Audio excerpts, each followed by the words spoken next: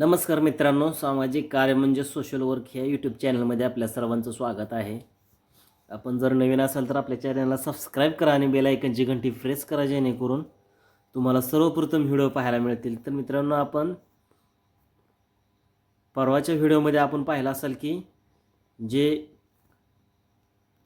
बंगालच्या महासागरामध्ये जे कमी दाबाचं क्षेत्र निर्माण झालं होतं आणि त्याचं जे चक्रीवादळामध्ये रूपांतर झालेलं आहे, त्याचा परिणाम पुढील काही दिवसांमध्ये आपल्या महाराष्ट्र राज्याला काही फटका बसणार आहे का, तर ते आपण पाहणार होतो. आणि आपण बघू शकता की श्रीलंकेतून आपल्या महाराष्ट्र राज्यातील शेजारील राज्यामध्ये त्याचा जो आगमनाचा जो प्रवास आहे तो सुरू झालेला असून बेंगलुरू आणि हैदराबाद आणि विशाखापट्टणम हा जो भाग आहे तो पूर्ण व्यापलेला असून मदुराईल जो हा भाग आहे तोही पूर्ण व्यापलेला असून त्याचा जो पुढील प्रवास आहे तो आपल्या महाराष्ट्राच्या दिशेने होताना आपल्याला पाहायला मिळत आहे. आणि आज जे वातावरण आहे ते आपण पाहिलं असेल की ढगाळ वातावरण तयार झालेलं असून ज्या फळबागा आहेत त्यांना फवारणी करण्याची गरज आहे आणि पुढील काही दिवसांमध्ये सुद्धा वातावरण हे बदलत राहणार आहे. तर त्यासाठी आपल्या शेतकरी बांधवांनी काळजी घेणं आपल्या फळबागांचं गरजेचं आहे.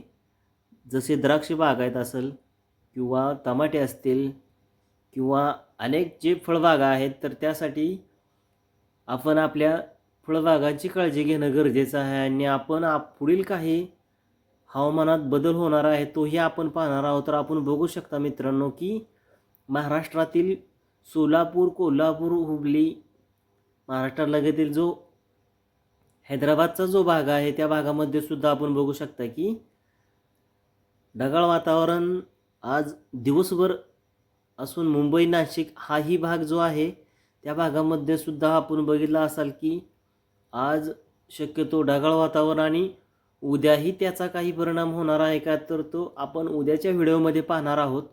परंतु आपल्या फळबागांसाठी आपल्या शेतकरी बांधवांनी सतर्क राहणं गरजेचं आहे. आणि पुढील काही दिवसांमध्ये हे जे वातावरण आहे हे आपण बघू शकता की हा चक्रीवादळाचा जो सर्कल तयार झालेला आहे तो सर्कल हळूहळू आपल्या महाराष्ट्राच्या दिशेने येताना आपल्याला पाहायला मिळत आहे.